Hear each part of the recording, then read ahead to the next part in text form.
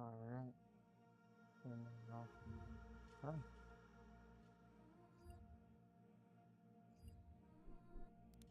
Let me bring this to weird. No? Okay.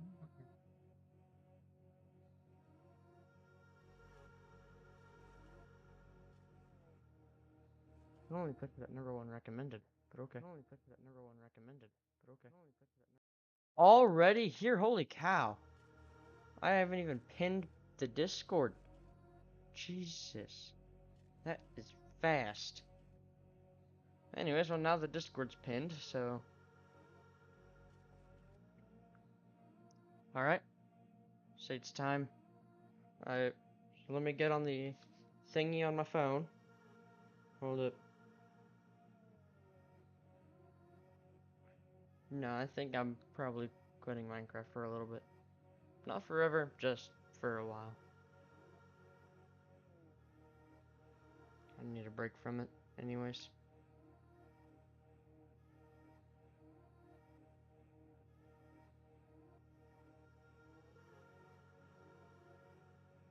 Gotta get in here so I can read chat on my phone. Okay, now I can read chat on my phone. I just used the YouTube chat.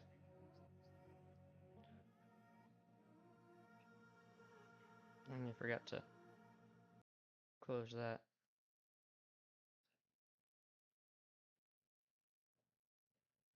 So I figured it out on how to do this. So yeah, if you look, you can see it's really zoomed in, but that's because that's how Fnaf 1 is zoomed in. So I'm gonna make sure that it looks good and that it shows the full game. So now I'm just kind of looking. Oh yeah. Yeah, I got it perfectly. Okay, so I'm gonna record like my own video. Copy the link, I'm sending it into the Discord. Just give me 1 second. I can deal with the Fnaf logo for a little bit, can't you? YouTube, no, not new shorts. This is obviously not going to be a YouTube short.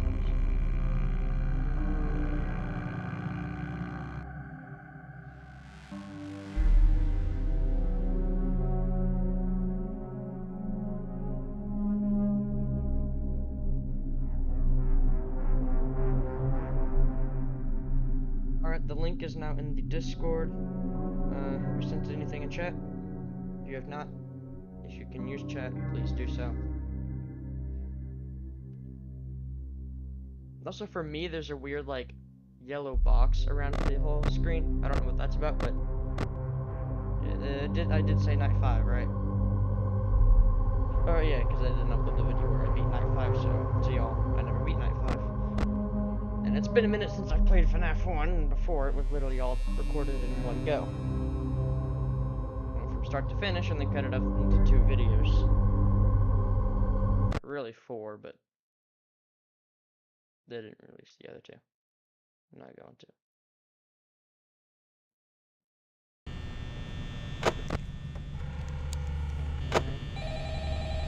Oh yeah, nothing is required except for the mouse for Fnaf 1. I keep forgetting that.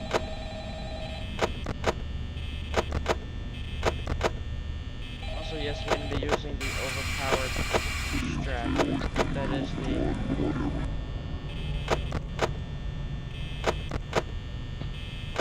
Alright, so Bonnie's already gone.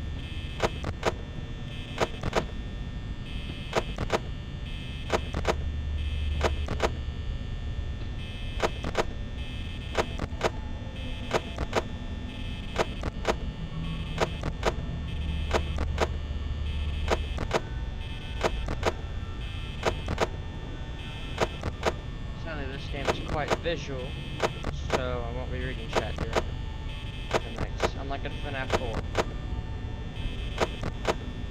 It's like 99% audio.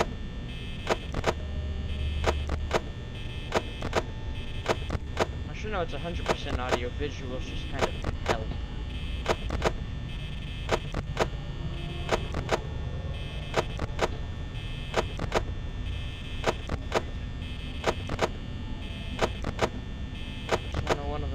By my door, but not at the door.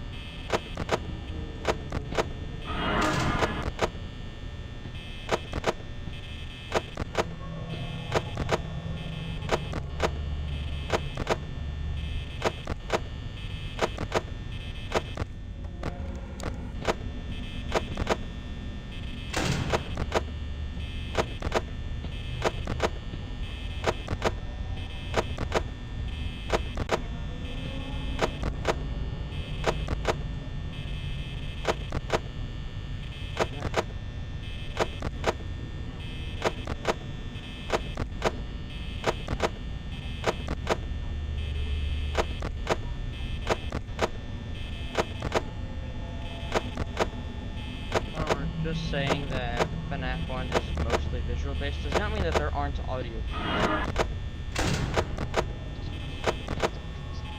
Because obviously I can tell whenever an animatronic is getting close to the door by listening for that mumbled mess that is their language.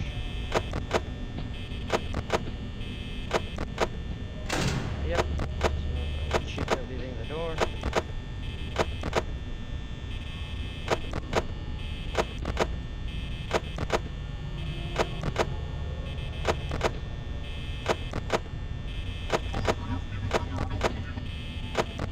So I've never actually gotten Golden Freddy in Fnaf 1, so I'm gonna be... So if y'all see him and I don't, for some reason, let me know, because I really... Alright, so I think we're doing good on the Foxy part. I think he might attack us around the end of the night if we can keep this pattern up. Not like that though.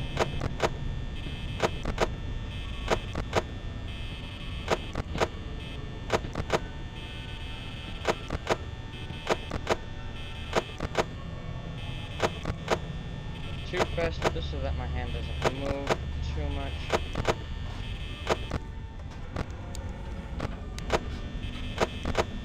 So I know that Chica's in the kitchen right now. 50% power on 2 AM. Alright, yeah. Definitely need to calm it down.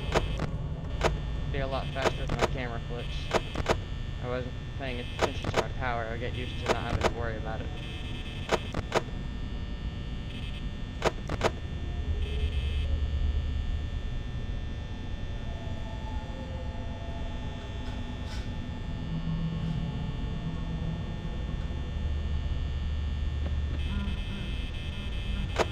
Alright, so Freddy has moved, and Foxy is on the move.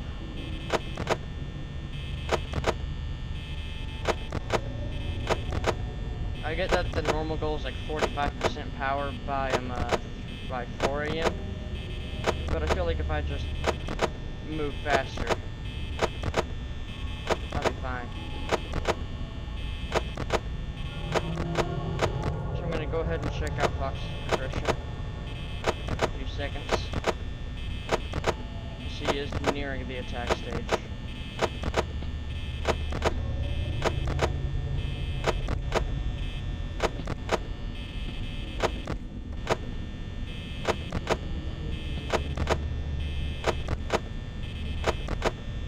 Alright, just to be safe.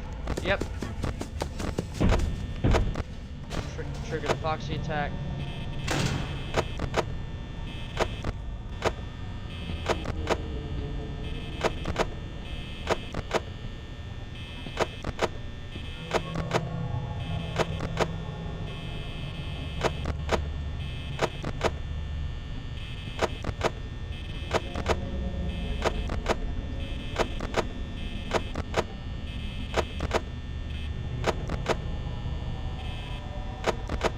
This is the first time I played Fnaf since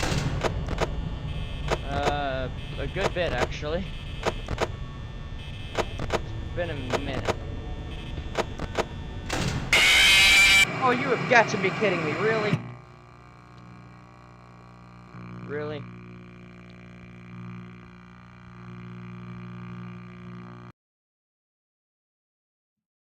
Oh, so scary. That Foxy jump scare with this scene after it. Oh, so terrifying. Wow. Genuinely horrifying. Oh, honestly, that is. And everyone ain't scary, that's all there is to. Oh, come on, my headphones are low. I'm moving my whole setup so that I can have easier. So that my mouse is easier to use.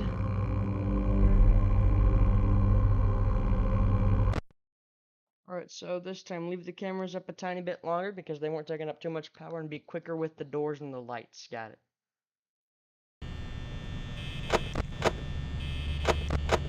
I think this would be a good speed to go at, especially if I just... Actually, no, Alright, now...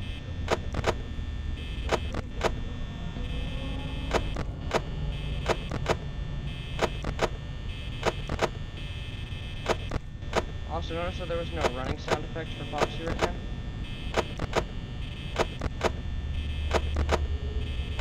So what I'm gonna do is I'm gonna wait for the...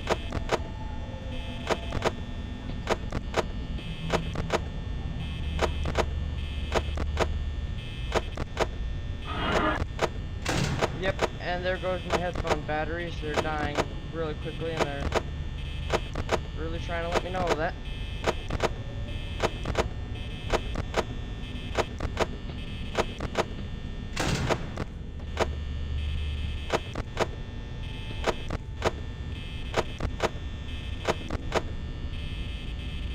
No.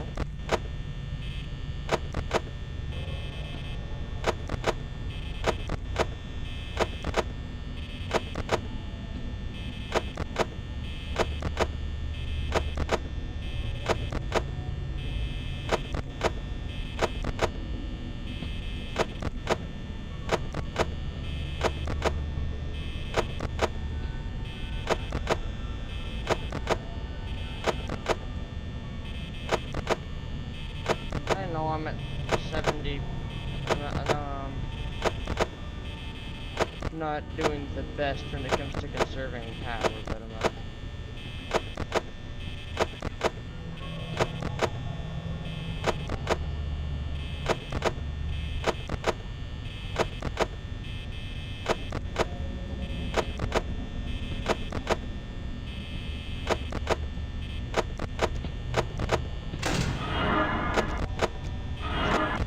Two?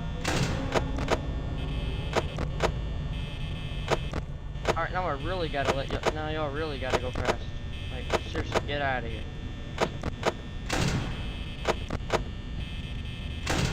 Okay, so thank goodness. I'll check on Foxy. Okay, we're doing good. Doing good with the Fox. I AFK'd in the office for a bit longer than I should have.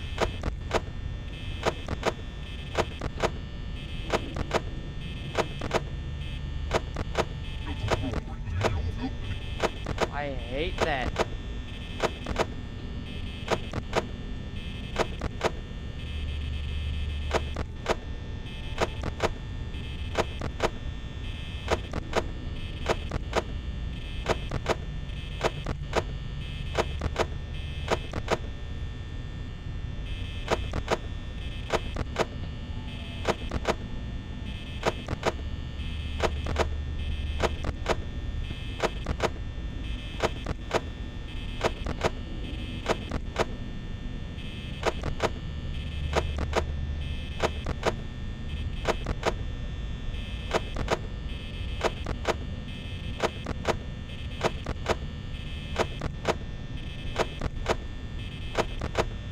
In the middle of this run, all the sound cuts out, just know my headphones died.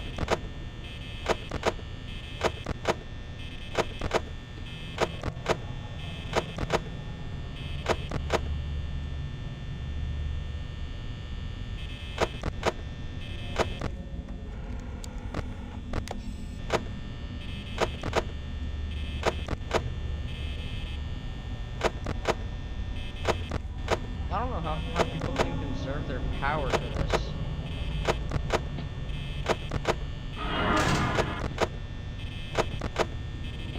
Like, how do people beat this night with a... Like a... How do y'all do this?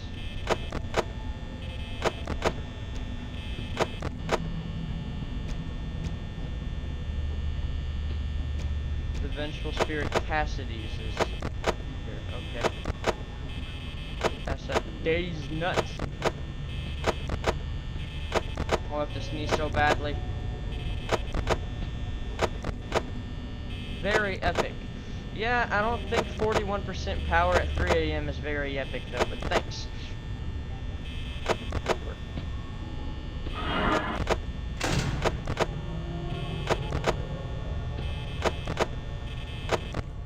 I just gotta make sure.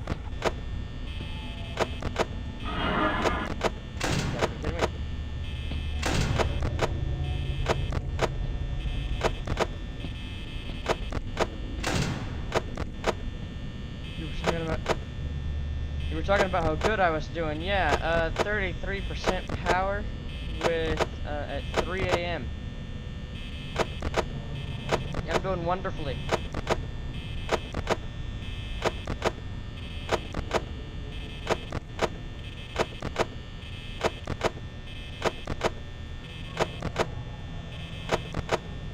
I don't know why, but my screen is glitching out. Do y'all see that? There's like a weird line that goes across every time the screen moves.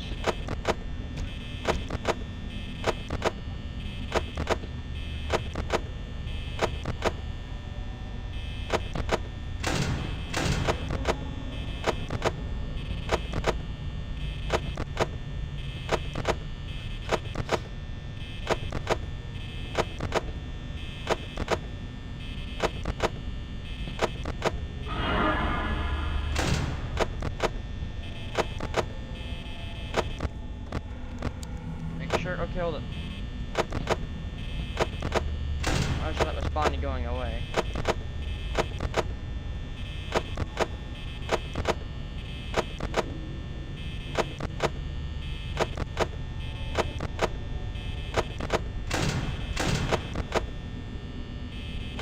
So I think my headphone power isn't my headphone's power, my battery, and the building's battery are connected. My headphones instantly started dying as soon as we began this second attempt. And they're letting me know with like the beep. I don't know if y'all can hear it, but there's like 2 beeps going off every now and then. That's my headphones letting me know that they're about to die.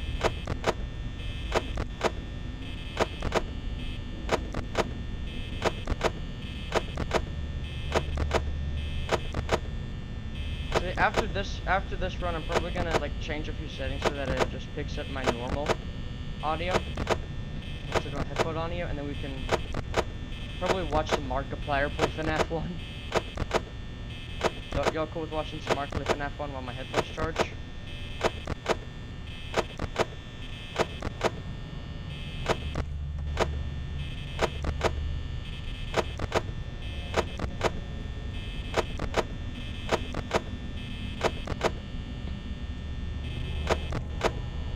The reason Freddy doesn't move is because of this strategy. In order to stop Freddy from moving, you need to have the cameras on him. And with this strategy, he never gets a successful movement opportunity, so we're literally locking him in place. Yo, MHI, what's up? We're at 1% power on.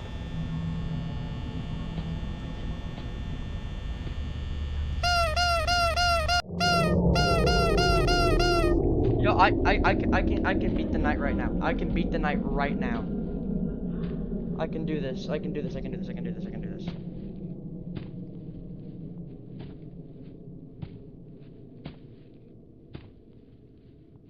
Better get good RNG. I need to have perfect RNG.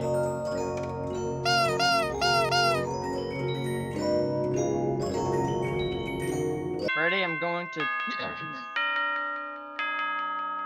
Yeah. Yeah. That didn't take long at all. That only took 19 minutes.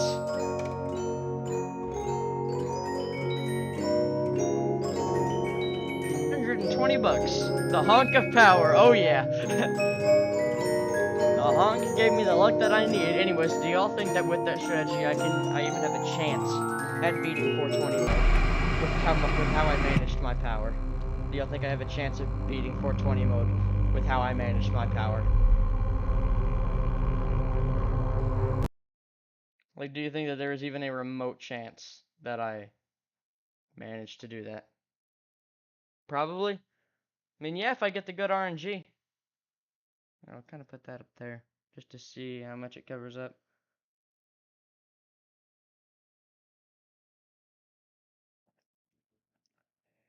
I mean, I will try it, but I gotta go charge my headphones. I'm not gonna end the stream. I'm just going to I'm just gonna.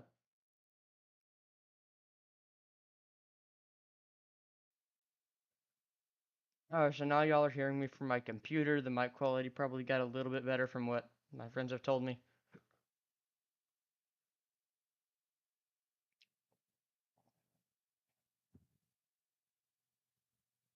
did I change it? All right. Suicidal cookie message retracted. What? Maybe use the honk. Dang. Hey, MH. Let crumble the. Hold up. I'm doing something real quickly.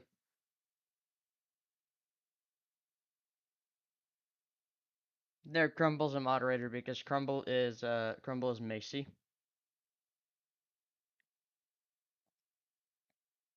A new stream for night 6. I might just put like a / night 5 if I manage to beat night 6. I'll attempt night. I didn't do that. Oh. Okay, well that's weird. But hold up. I'm gonna go plug in my headphones, like unplug them, turn them off, and all that kind of stuff. I'm gonna go do that. I'll be right back with some, and then we can just start watching some Markiplier.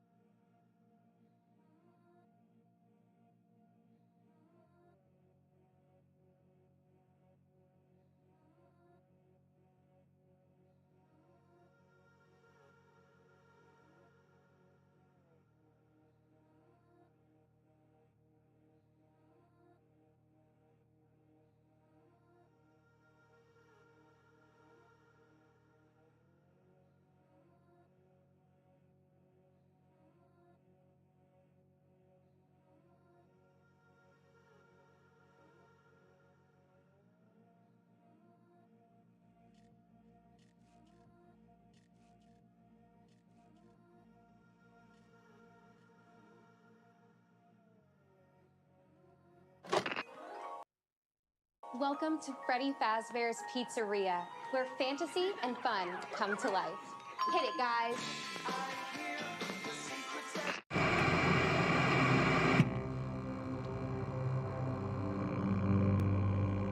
That was loud. But I played it through all the way up until night 4, where I did eventually die. And I was going to use that footage, but it did not record any of the audio because I forgot to change it to my headphone audio. So I'm starting a new game.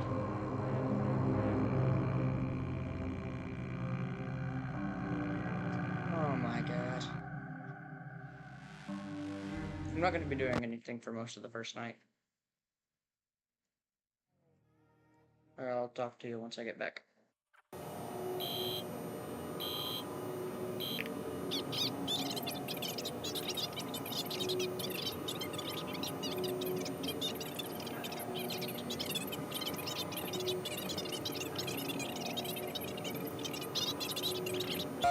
animatronic characters here do get a bit quirky at night. But do I blame them? No. If I were forced to sing those same stupid songs for 20 years and I never got a bath, I'd probably be a bit irritable at night too. So I feel like we're gonna sit here until like 3 a.m. hold a special place in the hearts of children, and we need to show them a little respect, right? Okay. So just be aware, the characters do tend to wander a bit. They're left in some kind of free roaming mode at night.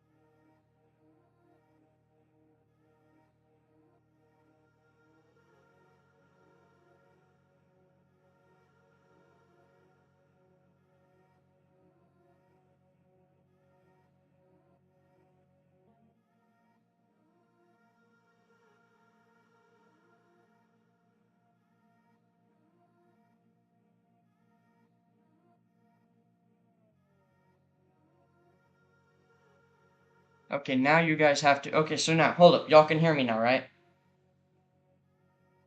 Can y'all hear me? So here's what I was doing. I was saying that we can watch some of my crappy videos while we wait for my headphones to charge. I didn't forget to end the stream. Also, I was asking y'all if y'all wanted to watch some Markiplier or Game Theory. Didn't know that y'all couldn't hear me. So told y'all that it was. Just didn't know y'all could hear me because I changed my microphone to the wrong setting.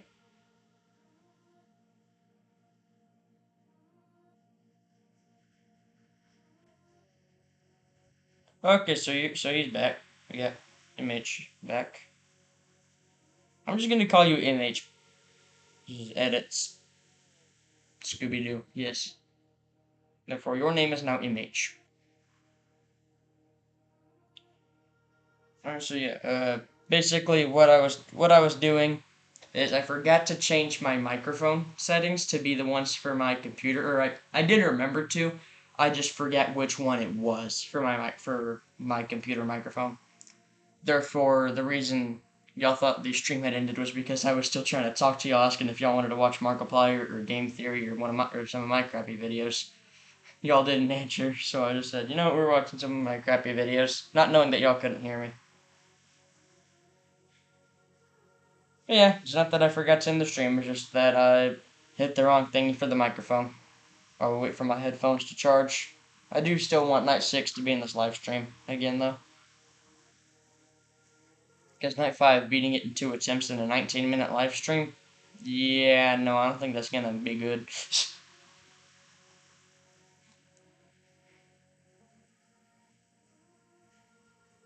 Also, I can beat any night in like 5 seconds. And just hover over the Freddy nose and hit CD+. But yeah, so Markiplier, Game Theory, or my crappy videos.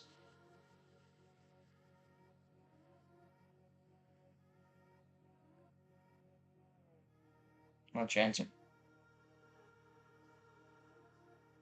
Alright.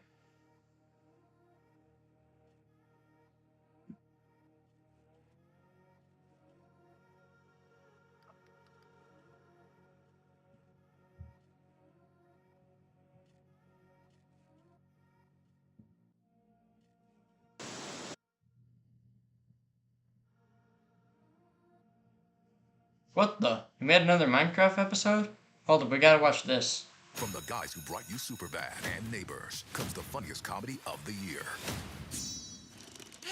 Vanilla Minecraft tells us the story of a race of ancient humans who ruined the world and then tried to summon gods back to make things right again. Those gods never arrive, and as a result, the ancient people eventually die out. I'm sorry, did you think this was a game about mining and crafting your own fun in an open world? Think again. We have 3 new mini-theories that are gonna shatter the bedrock of your understanding of this franchise. Ready, set, go. Hello, Internet! Welcome to...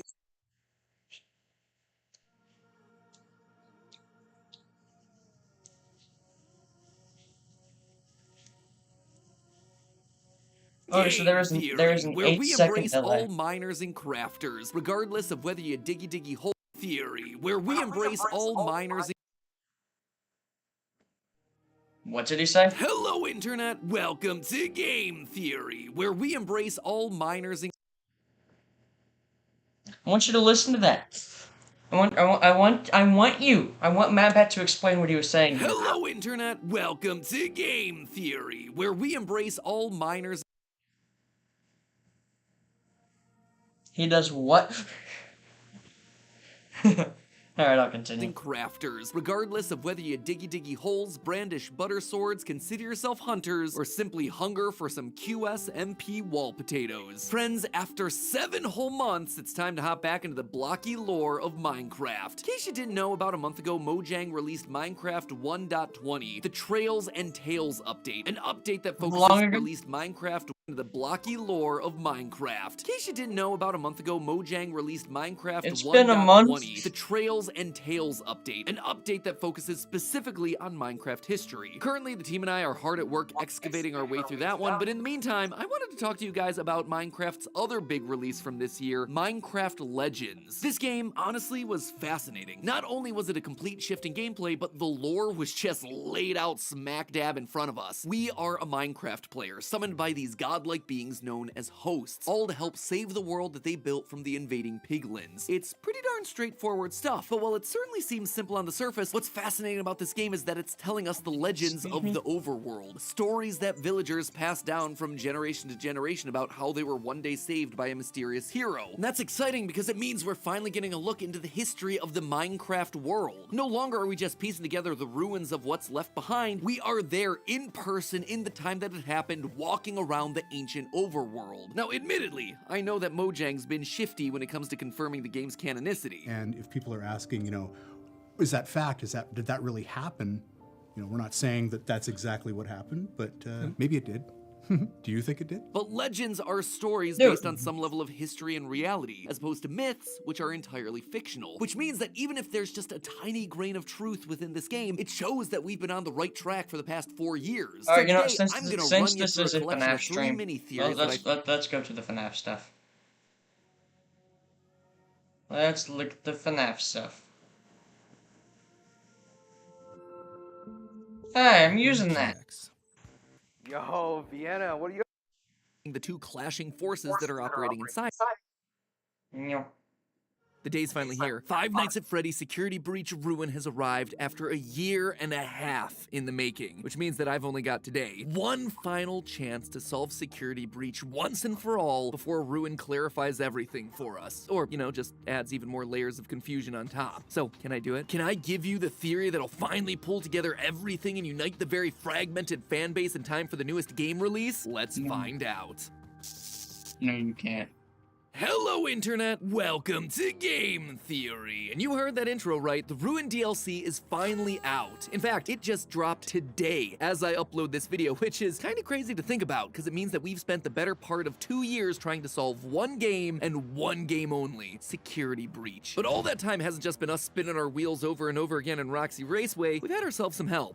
Kinda. Since the release of Security Breach, it's felt like the new Tales of the Pizzaplex books have been trying to offer us clues as to what the story of Security Breach was trying to be. But those clues have been, challenging for the community to interpret, to say the least. Mimics and Tiger Rocks and Dr. Rabbits, the storyteller Edwin GGY, the list has been huge, and even if you follow every detail of every book, it's still pretty darn confusing. But finally, with the release of this latest book, Tiger Rock, everything has come into focus for me. I think I finally get it. I think I finally understand the story that modern Fnaf as a whole has been trying to tell us this entire time, which, is kind of a good thing, because it'll that'll put us all on the same page as we try to theorize moving forward. This theory, I suspect, is the final key to the puzzle. The thing that's gonna help us all understand what the heck we're seeing throughout the new DLC and from this point forward in the franchise. And I suspect it all comes down to one topic: AI. Now, obviously AI has been the buzzword of 2023, talking about how powerful it is, fears about it taking our jobs, concerns about the ethics of it. If you read an article online, there's a chance that it's been written by ChatGPT. See some cool artwork that just won a competition? Turns out Dolly made it. Watch a cool YouTube video? Geez, MatPat, you're using a lot of power. You wouldn't last 1 minute playing 2020 mode, which I totally beat on my first try, by the way. There's a chance that those voices were produced by AI. But for all the talk about it, what exactly is AI? Basically, artificial intelligence is a machine's ability to think like a human. You feed the machine a bunch of data, and the computer brain is able to learn from it. It ingests all that information and then makes decisions based on that data moving forward. It actually closely parallels the way that we learn. We also ingest data from our environment and then use that data to make our decisions. And just like with a human, the more data that you're feeding into these things, the more sophisticated and well-rounded the responses become, and the more lifelike it seems. Well, within reason. You see, there's a problem with all of this. You have to be careful about the data that you're feeding it. If you aren't properly filtering the information that's being ingested, making sure that it's factual and unbiased, then bad things are gonna start to happen. If I put in a bunch of misinformation, the responses I get back are just gonna be wrong. And that makes sense, right? The computer doesn't know any better. It only knows what we tell it. But things can actually get a lot worse than that. What if I put in a bunch of hateful opinions or biases? Well, that's exactly what you're gonna get back. You're gonna get a dark reflection of that data. And we saw that exact situation play out live in real time over on Twitch last year. Back in December of 2022, one of the big trends was an AI-generated show called Nothing Forever. This show was designed to parody the old comedy series Seinfeld, with its dialogue and assets all being generated by AI in real time. ChatGPT for the scripts, DALL-E, Stable Diffusion, a few others. And I gotta say, it was impressive. Not only was this thing a pretty darn accurate replica of the classic series, but it was also just cool to see how all these systems could work together to make something entirely brand new. But then one day, GPT-3 experienced outages, prompting the creators to switch over to a different AI chat system, one that was less filtered, one that was less sophisticated with its ingested data. All of a sudden, the jokes the AI was making in the show became harmful and abusive. Characters started using slurs and making hateful jokes, and the show got suspended from Twitch. Bad data equals bad results. But then, how does this all apply to Fnaf? Well, each new Tales of the Pizzaplex book has leaned more and more into AI. In The Mimic, we watch as Edwin, a close parallel to Henry from the games, makes an AI program to help entertain his son while he's away at work. In The Storyteller, we watch as that same AI system gets installed and starts controlling the entirety of the Pizzaplex. In the epilogues, we watch as an AI program takes its ingested data too seriously, ripping the arms and legs off of people, wrongly assuming them to be robots. Bad data again yielding bad results. And the newest story, The Monty Within, makes all of this crystal clear when a boy named Kane gives a presentation about the human brain. He proposes that the left hemisphere of the brain is essentially like a computer, an AI within every person. That AI is then responsible for all the negative self-talk and flaws that human beings have. Quote from the story, "My point is that AI can only use what it's given. When the AI has bad data, it can turn into something that's harmful to itself and to the systems around it." The actual theory that this guy's spouting is a little bit out there in terms of realism, but the fact that he specifically calls it the AI within, it's no coincidence. The new villain of Fnaf is rogue AI, unpoliced and then unleashed, with us humans helplessly trying to pick up the pieces too late and getting ripped to shreds in the process. But obviously all that's just happening in the books. Nothing like this actually exists in the games, otherwise we'd be aware of it, right?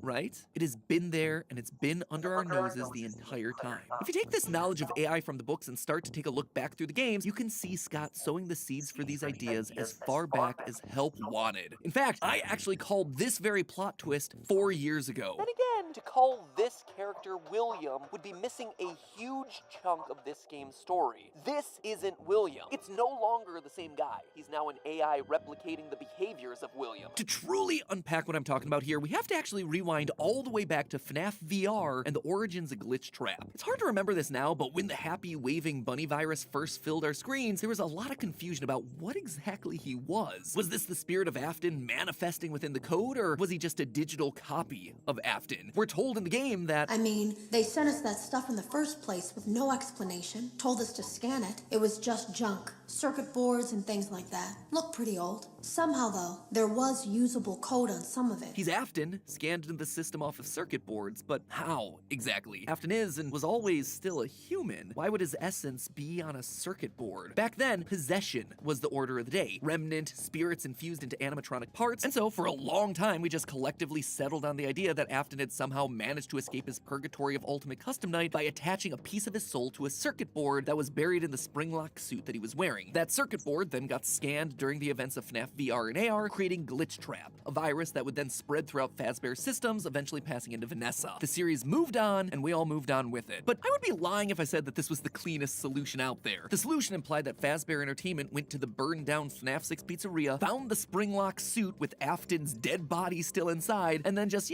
took out the circuit board to use. Somehow I'm not convinced that the workers would have been happy to continue their job when they pry open a suit and discover the remains of the company's founder inside. And yet, that was just the best that we had, because up to that point, that was largely the rules of the series. It was about the supernatural, not the sci-fi. It was possessions and ghosts, not rogue AI and technology on the fritz. Or at least, we didn't think the series was about that yet. But we were wrong. In FNAF World, take a look at the world map for me. It's messy, right? This thing is just so odd. It's hacked together with no transition between the lands. It's complicated with all these twisting pathways that have no rhyme or reason to them. And then also, just on a basic level, why is it so zoomed out like this? Say what you will about Scott Cawthon's game programming, but he should know enough to make a better, more usable map than this thing, right? Well, that's because it's not a map. It's a diagram. It's a blueprint. A blueprint of the human brain. I know that sounds absolutely insane, but just take a look at this map. And now, take a look at this map. This map of the human brain. Notice all the parallels here. A long brainstem right here in the middle where Pinwheel Funhouse is. Deep metal mine and Black Tomb Yard. Two smaller, rounded areas in the back matching the cerebellum and the occipital lobe. Two smaller, rounded lobes in the back of the brain. Even the twisting nature of the game's various pathways act exactly like the brain. Our brain is full of wrinkles, the gyri or curves, and the sulci or grooves. It's built that way so we have as much surface area in there as possible, which allows for more neuronal connections to happen, thereby making us smarter. And that's exactly what we're seeing here in this FNAF world map. That's also why it stays zoomed out the entire time, so we can see the silhouette. We can understand what Scott was actually going for. That white blob in front, it's either an eyeball or the frontal lobe. This, I suspect, was Afton's earliest experimentation with AI, with turning a robot brain into something truly intelligent, to try and put things back together like he promised his dying son. Back then, we weren't looking for clues to humanoid robots, but now, going back to the series and looking forward, we see those hints everywhere. Fast forward to Sister Location, there it is again. Afton literally has human heads sitting there on the desk, blinking, hidden in plain sight right in the lobby. He was trying to create people. He was experimenting with creating artificial intelligence. Either he or Henry, maybe even both of them, created an AI program to speed up the programming process, to learn the way that a human learns, to copy and bring new life to their dead children. By observing Afton, by copying him, the program was basically able to act as a second brain. Inputting bad data got them bad results, and we wound up with Glitch Trap. There's also another related possibility here. In the books, the genius inventor Edwin, parallel to the game timeline's Henry, creates the Mimic program to entertain a small child, giving it a rudimentary body so it can play and learn from the small boy. Eventually, his child dies, and Edwin abandons everything in his grief, including this Mimic program. Fazbear Entertainment rolls in to collect what was their property, and in doing so, collects the Mimic, but not before it kills a number of their employees. In true Fazbear fashion, that doesn't really stop them. Instead, they collect the parts, repurpose them, including the circuit boards, in order to create, quote, new scenarios for VR, AR, and arcade games, which is exactly what we see happening throughout FNAF VR and AR. Old circuit boards of the original games made by a rogue indie developer getting scanned into the system, child murder and all. And from that data, the system spits out Glitch Trap. Bad data, again, yielded bad results. The Mimic basically got itself a crash course in Afton. The AI is watching and learning how it should behave based on his actions, leading to it manifesting as a man in a rabbit suit. Either way, whether the Mimic program was built by Henry or William, an AI trained itself up to be Afton incarnate. And speaking of training, it's time for all of us to start training so we can change the course of history. Theorizing about the battle between good and evil in fictional worlds is fun and all, but have you ever thought about those what-if scenarios happening in real-world battles? What if the Romans had never conquered Egypt? What if Britain hadn't conquered, like, literally everyone? Well, I suppose not everyone.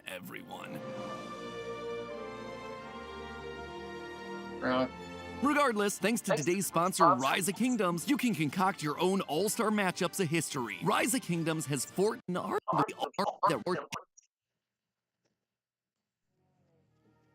episode, which means it's now time to talk about the elephant in the room, or I suppose the elephant down in the basement, Crispy Boy Burn Trap. Burn Trap showing up during one of the endings of Security Breach was one of the weirdest and most frustrating things to ever happen in this franchise. We all collectively rolled our eyes and uttered his catchphrase, "I always come back," thinking, yeah, but did you really have to? It just raised more questions than it answered, like, how are you still alive? Was Henry wrong about Remnant being destroyed at high temperatures? Did Afton manage to escape the fire? It was nearly impossible to say. We had a few ideas that involved Vanessa repurposing Glamrock Bonnie's endoskeleton, but now I think we actually know the truth. And again, that truth is rooted in this AI concept. Probably the best and scariest part of Security Breach was the utility tunnels, a bunch of narrow passageways full of endoskeletons that only attack when you're looking at them. But throughout this area, there's also a lot of posters on the wall. Weird posters, all meant to teach the Glamrock endoskeletons how to behave, how to correctly hold a child's hand, how to play nicely with other kids, how to not scare a girl in a bed that has a bedspread and lamp of the Fnaf 4 house. Hold on, that's not just any bed either, it's a hospital bed. Oh, that feels like it has huge implications for the lore of Fnaf 4. Anyway, that is not my focus right now. The point is, the endoskeletons down there in the basement, they're being trained up. They're being taught. They're being educated one by one. Data is being ingested by their systems. My suspicion is that whoever's doing the training down there, they're trying to find the right mix of data, the right combination of inputs to get the desired output. But what would that desired output be? Afton. You see, these robots have clearly been tampered with. If you keep looking, you see one poster where the robot is being taught not to knock over the cake. But then the X has been crossed off and replaced with a purple check mark. Yes, we do want that bad behavior. When you see a hurt child, don't help them. But as one last reveal for this section of the game, in the big final room, we see an endoskeleton wearing purple bunny ears and another purple rabbit behind him. That right there is Vanny, messing around with the new mimic line of Glamrock endoskeletons. It literally reveals her plan to turn one of them into the new Afton. She's finding the inputs that are required to create an army of evil Afton bots. She's looking for the data that produces her bad results. And that, ultimately, is what Burn Trap is. The body of Afton with the mind of a mimic. The epilogues of the new book series take place in the Fnaf 6 location under the Pizzaplex as it's being built. A new shipment of animatronics arrive, but one of these is unlike the others, looking burnt and mangled. Since they can't put this burned one up on stage with all the other new animatronics, one of the workers decides to program it to tear the heads and arms off of the junk endoskeletons that are just lying around. This obviously goes horrifically wrong though when the little robo decides to take his programming a bit too seriously. He starts ripping the heads and arms off of anything that looks humanoid, including construction workers and later a group of teens who sneak their way in the facility. We learn, alongside the teens, that this thing is also running a version of the Mimic program, and that it likes to wear costumes. It's also physically able to contort itself into any animatronic costume or shell that it needs to, expanding and contracting to fit any space or shape that it needs, even if that. So the mimic that we see at the end of Ruin. So this is literally the mimic. Yeah, got it. That space is a human body. Quote, in a nanosecond, one of the mimic's spidery legs reached out and peeled open the back of the blue dog costume. The instant the costume was breached, the mimic wormed its way past the edges of the matted blue fur. Shockingly, the mimic shoved itself inside the costume with Kelly. Lucia heard a sickening crunch. So, hold on a minute. A mimic in the ruins of the Fnaf 6 pizzeria that likes wearing old costumes, even if there's already a human body inside? That right there, that is Burn Trap. That's why we see what are essentially new Glamrock animatronic parts entwined with the old fleshy parts of Afton. It's not that Vanessa rebuilt the body and just decided that they'd make for good decoration. The mimic is literally contorting itself to fit in with what remains of Afton inside of his existing suit. So feed an AI program a bunch of data about a serial killer and boom, you get yourself a serial killer. But feed an AI too much data, or data that conflicts, things start to get messy in a hurry. Enter Tiger Rock. In the books, AI is represented by two main creatures. One is obviously the mimic that's roaming around in the basement like we just talked about, but the other is another version of the mimic program, Tiger Rock, an AI that's in charge of the Pizzaplex. A tiger that, very specifically, has mismatched blue and green eyes. A very literal way of showcasing the two.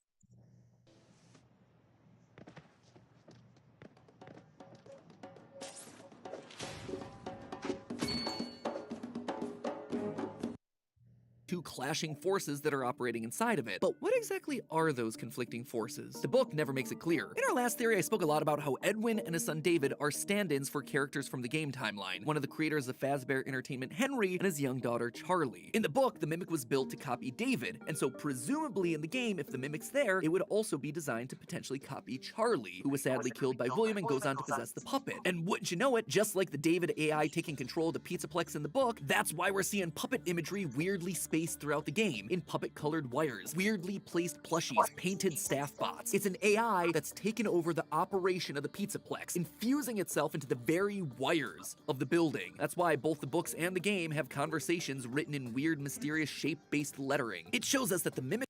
Alright, yeah. Everybody's going. I'm just gonna